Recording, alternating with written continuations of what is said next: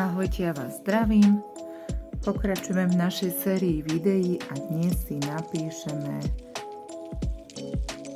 písmenko I.